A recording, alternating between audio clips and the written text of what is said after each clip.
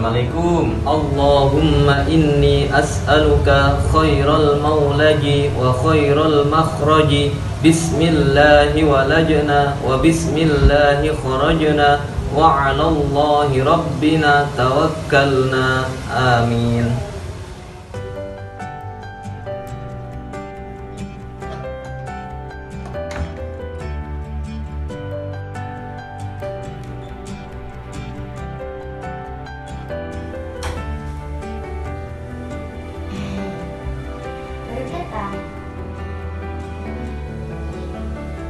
Jenengan lagi ngapain?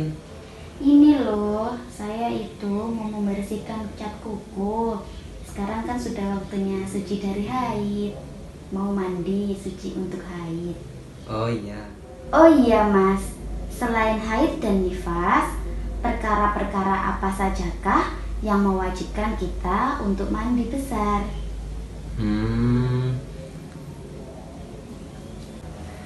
Gini loh, haid dan nifas adalah 2 dari 6 perkara yang mewajibkan kita untuk mandi besar. Terus 6 perkara itu apa saja? 6 perkara yang mewajibkan mandi. Yang pertama, masuknya hasyafah ke dalam farji. Yang kedua, keluarnya air mani. Yang ketiga, jenazah muslim selain orang yang mati syahid. Yang keempat, suci dari haid. Yang kelima, suci dari nifas. Dan yang terakhir, setelah melahirkan atau wiladah.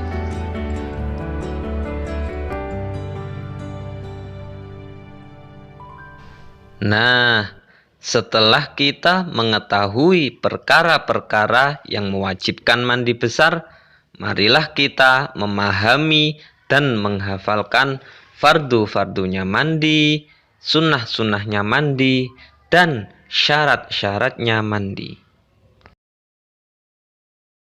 Selanjutnya, marilah kita mulai dari fardu-fardunya mandi. Fardu-fardunya mandi itu ada 2, yaitu yang pertama, niat ketika pertama kali membasuh sebagian badan. Dan yang kedua, meratakan air ke seluruh kulit dan juga apa yang ada di bawah rambut atau kulit kepala. Jadi, dari ujung rambut hingga ujung kaki harus terkena air semua. Setelah kita tahu fardu-fardunya mandi, kita juga harus tahu apa saja yang disunahkan ketika mandi besar. Sebenarnya sunnah-sunnahnya mandi itu ada banyak. Antara lain, yang pertama adalah beristinja, yaitu membersihkan kotoran-kotoran dan najis-najis yang ada di anggota badan kita. Yang kedua, berwudu terlebih dahulu sebelum mandi. Yang ketiga, menggosok semua kulit. Jadi, sebelum kita berniat mandi, kita disunnahkan untuk menggosok dan membasahi semua kulit terlebih dahulu. Selanjutnya, yang keempat, memulai mandi dengan mendahulukan bagian tubuh yang sebelah kanan. Yang kelima, serba 3 kali. Jadi, sunnah-sunnahnya mandi yang keempat dan kelima itu sama dengan sunnah-sunnahnya wudhu. Dan yang terakhir atau yang keenam adalah muwalat. Apa itu muwalat? Yaitu berturut-turut membasuh badan anggota demi anggota.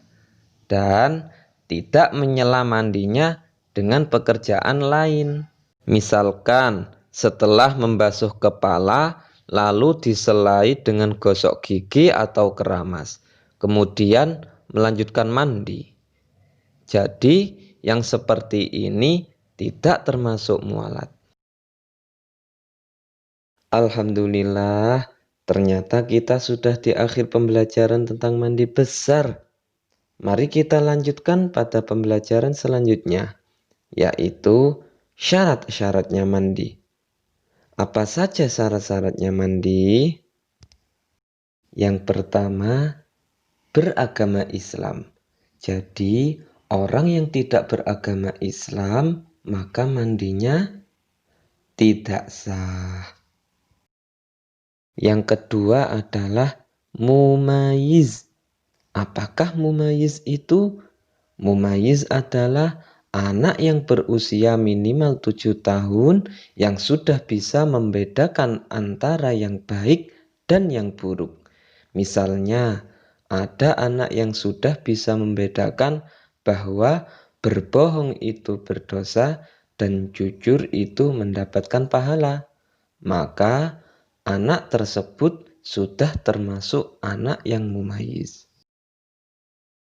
Yang ketiga adalah jangan sampai ada lapisan penghalang yang dapat mencegah sampainya air pada kulit, seperti cat kuku atau pitek, tinta spidol, dan lain-lain. Maka ketika mau mandi besar, cat kuku dan tinta spidolnya harus dibersihkan terlebih dahulu. Yang keempat, orang yang mandi besar itu jangan sampai menyangka apa yang difardukan atau diwajibkan adalah sunnah. Jadi ketika kalian berniat mandi, kemudian punya perasaan bahwasannya niat adalah sunnah, maka mandi kalian tidak sah.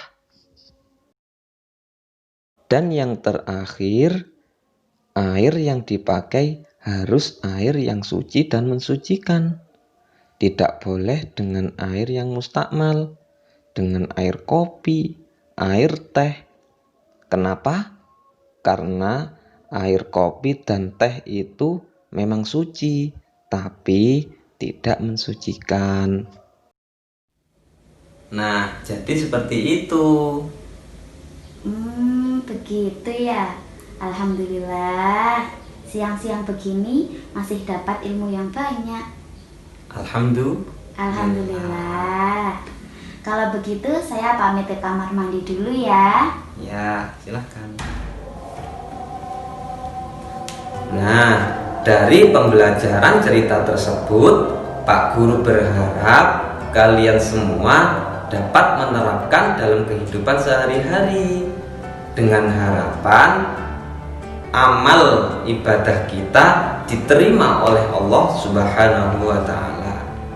Sekian video pembelajaran dari Pak Guru, semoga bermanfaat bagi kehidupan kita sehari-hari.